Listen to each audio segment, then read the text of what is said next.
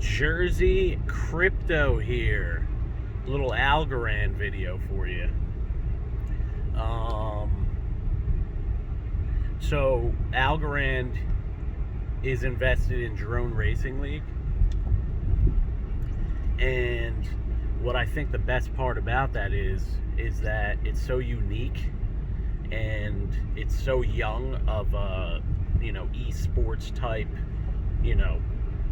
arena sports type thing, that they're the first to move on it as far as like major funding for it.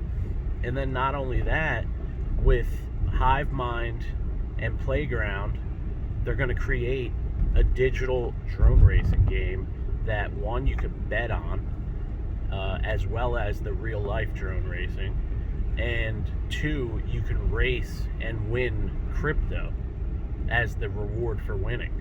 I don't know if they're going to do like first, second, third thing, but that sounds really cool. And then I'm sure the drones are going to be NFTs as well. You could win NFTs on there. And they're going to come out with a white paper for it, let us know timeline. But they have a $1.5 billion fund going towards gaming on Algorand. So that's a ton of funding. That's going to attract a ton of developers. And I'm sure they're going to be able to get top tier developers, game developers, with that type of funding. So that's huge. And then having the security of Algorand with the ecosystem, that's a major thing right there. So as far as getting into the gaming world, building that on top of Algorand, they already have so much DeFi that's coming. It's still early on. They're working out their kinks. I know Tiny Man did get exploited, but they are reimbursing everyone's coins and funds that got stolen.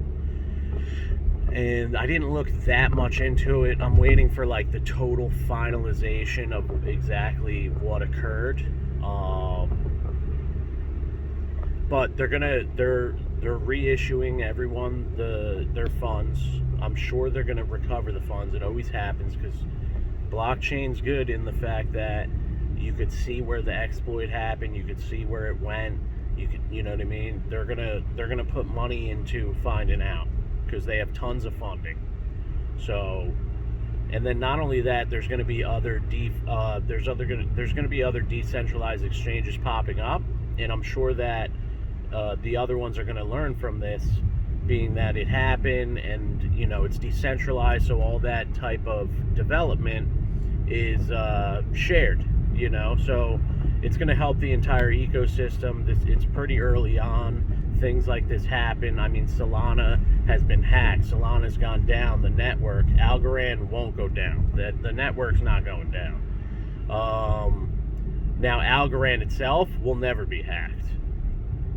But the stuff building on top of it, they're implying their own code, and there's margin for error there. So it's just a natural thing that happens, but they're making right by it.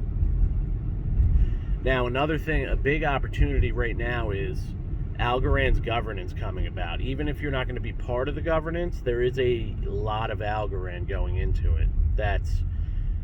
The thing about Algorand's governance is you could still take your coins out. So it's not necessarily stopping the people if the price doubles, triples, whatever, and they feel like it's better to take out of governance and grab some profits and then reinvest or whatever they want to do. They could still do that. But just the fact that they're willing to participate in governance, most of those people that participate are going to be a long-term holder. I myself am going to participate in governance just for the simple fact that you still have the opportunity to change your mind and put your algo back into the market to try and take a little bit of profits. Now, that being said, the other opportunity because of this, having over 3 billion algo in governance, that people are longing on for like 2 months at least, it's that's a bunch of algo that's taken off the market. So when there's any type of hype for the next 2 months, which my earlier projections were January, February for, the pretty much the next bull market, because we've been in a accumulation / bear market since May overall, the overall market. I think we're coming into another bull market, to be honest, with Kevin O'Leary, getting his stuff off of stable coins and investing into hedera, hashgraph, Solana, Ethereum.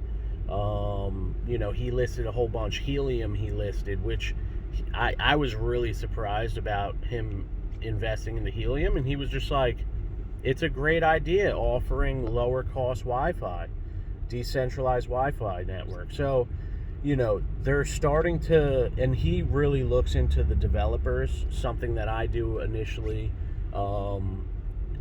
As far as my investing goes, I look into the people. This is something that I've talked about for a long time. Invest in the people behind the projects. You're investing into the projects, but you're looking at the people behind the projects. Same reason why I invested into Algorand. And this is not financial advice. I'm not a financial advisor. But, Silvio Macaulay, he's like the grandfather of crypto, as far as people that are alive. And if you listen to him speak in his lectures, another thing that I have noticed is the people that can simplify some of the most complicated things to communicate are just the most genius. When you listen to someone, you're like, oh, he must be smart because I have no idea what he's saying. In a sense, they are smart because they know how to, they communicate at a higher level. But when you can't bridge that gap to really let a broader audience understand you, then you're not as smart as someone that can. So Silvio Macaulay, he speaks slowly, he speaks clearly, and he speaks with words that people can understand, and he brings the blockchain to reality in that sense. Like, it's not as complicated as everyone thinks. That's what I like about him. He's old school, and he's not a salesman, which makes him a salesman. His charisma speaks louder than his words, and his words are simple and direct. So, that's someone that I like. But again, get back onto it. Algorand with 3 billion tokens that are, basically set aside for governance. You're working with half of the actual circulating supply at that point if they leave all that into governance. So now there's going to be a little bit of a pinch with liquidity, and the price could go up quite a bit with any real good news. And if you haven't noticed, the trend overall with crypto is news is starting to come out again, period. There's been like 2 or 3 months where there was literally nothing. All of a sudden, Eminem's buying an NFT. Actually, with Eminem, I have this hunch. I think he's a redhead. I think he dyed his hair blonde and his eyebrows brown in the beginning, and now he dyes his hair brown. He might be graying at this point, I don't know. But I think he's a natural redhead. That's just a hunch. Nothing against redheads. That's something I think, But he invested in NFT, and honestly, it could have been just the fact that he wanted to put it as his profile picture on Twitter, because that's what happened. He uses it as his profile picture on Twitter, which I think is cool, and it kind of looks like him. It's got like that army style, cap on it, which is something that he wore for a while, so he probably just liked it because of that. It kind of resembles him slightly.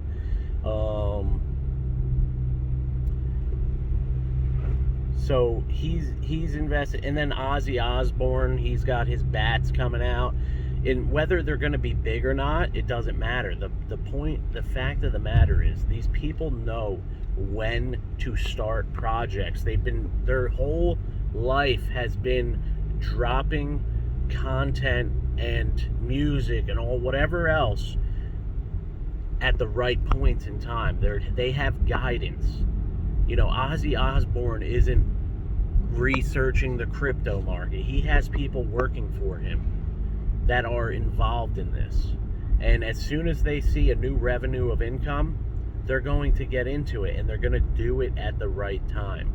So there's going to be a huge surge in NFTs.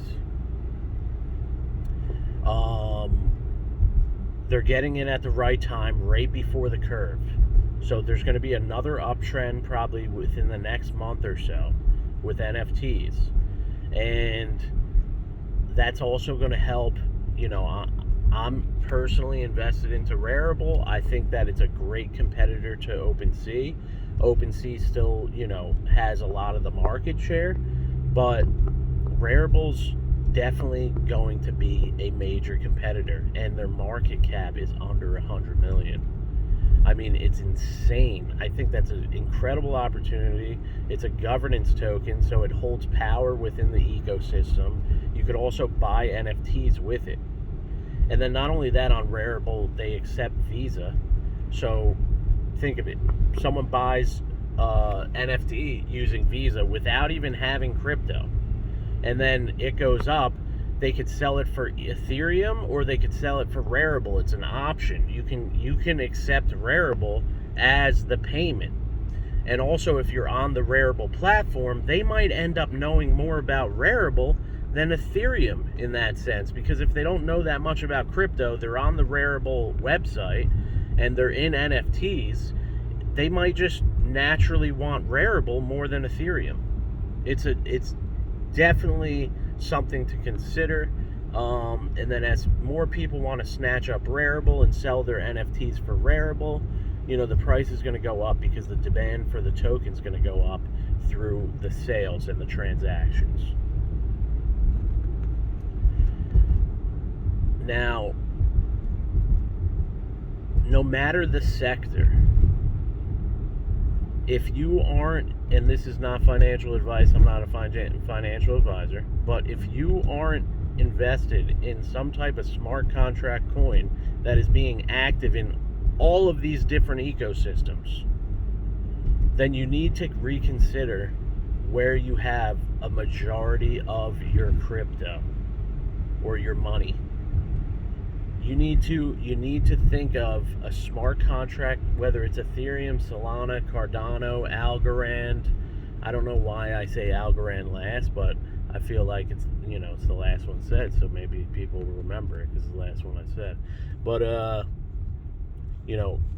one of the smart contract coins, I invested in Algorand because another thing is too, they just passed out $100 million worth of Algorand to over 52,000 different wallets, different governors. Guess how much it cost? $85 to make that many transactions. $85 to send $100 million worth of funds. Now tell me that they can't do billions of dollars worth of transactions and different things a day. You know what I mean? Billions of transactions. Billions of dollars worth of money, transacted a day. It costs $85 to move around $100 million worth of Algorand. That's massive. Let that set in. Talk about liquid. Talk about just efficient. And I'm doing these transactions with Yieldly, and they're basically instant. You pull your yield off. Your wallet pops up. You accept. There's like so many transactions happening, like 5 transactions happening to like make it secure. and then it goes right into your wallet, and then I just restake it, and takes probably realistically maybe 15 seconds from start to finish. And some of that could just be my connection, whatever. I have a good connection, so I mean, I think I do. But like 15 seconds, you pull your yield off, you go into your wallet, and then you restake it. And then depending on how quick your fingers are. And the fees are nothing. Like, it's a penny to do all of that. I'm estimating, but it literally costs nothing. So just know, news is coming out about the market. It's going to get better and better. Billionaires finally figured out how to make money in crypto. The past 2 years was a test with this bull market. They're not going to let it end. They don't want to wait 4 years. There's too many other coins other than Bitcoin to make money on, and they're starting to realize that. At first, they were all in Bitcoin. Kevin O'Leary has more Ethereum than Bitcoin. He said it. And unless he's just a liar, which I don't think he would have any reason to lie, because if he has more Ethereum than Bitcoin, it pays for him to say that. He's a huge figure. So his words alone can impact the asset that he holds in a positive way. So keep your eye out on all these billionaires, Elon Musk. I'm sure Jack Dorsey's going to start coming out and saying, supporting someone. It's like he's missing out if he doesn't, unless he's investing in his own thing. And it would pay for, he needs to work with somebody. He needs to support someone that's been doing it forever, already in the ecosystem. And it's going to be a small guy. I think that siacoin's Skynet and their decentralized internet would be the perfect platform for him to build on, because they're ground floor. It's super cheap to build on. If he put whatever platform he puts on there, it's his own. It's decentralized. They're not taking a cut. The fees are small. It's way cheaper to build on top of. It's way more efficient. They probably have the most power in upload and download. 4K files. Like, they're real big into video. Huge into video. Like, you could send 4K files like it's nothing and share 4K files and store them for cheap on siacoin's cloud storage through Skynet. Now, they're going to decentralize the way the portals are. It's going to be a more open internet. Right now, it's mainly just Skynet that you know about. But there's other portals, and they're going to push them more forward towards the front line so that you have more options, which will provide more utility. So I know I said this was going to be an algorand video, but there's too much to talk about. And then hedera hashgraph, again, Kevin O'Leary mentioning hedera hashgraph, which none of the billionaires are mentioning. None of them. He's invested in the hedera hashgraph, hbar. And the reason being is because he says it. He goes and talks to the developers. He likes the Polygon crew. He likes how they, they're forward thinking on making the Ethereum network more efficient. I mean, Polygon is going to be a major player in the Ethereum network. I'm not totally, again, I'm sure anyone that invests in the Polygon is going to do very well for themselves. Very well. I just don't think that they're going to get it to the point with the layer 2 that the efficiency that Algorand or the upcoming Cardano ecosystem. I think that layer 1 being super secure, as well as more efficient and way less costs, because no matter what, they're fighting the cost somehow. So until Ethereum 2.0 comes out, they're fighting that cost somehow, some way or another. So there's, you can't hide that. So just think about all this stuff, you know. Be willing to do your own research. I'm not giving away links and all that stuff. I'm talking about my own observations. You could find all this stuff yourself. I'm on Twitter. I'm in Discord for my favorite projects. I'm checking on YouTube what people are talking about. If they bring up something, I'm doing my own research. I'm not expecting them to give me anything.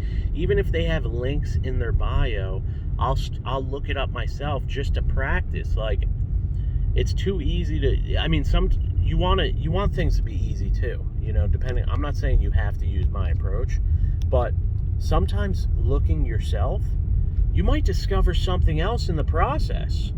You're opening up an opportunity to find out more than what they're providing you.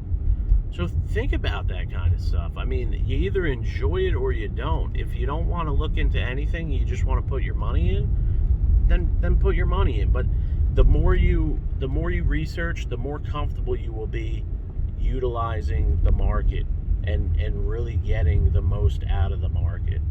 So, Jersey crypto out. Let's get those crypto gains, baby. It's looking good right now. The news is looking good. We're back on board. Let's do this.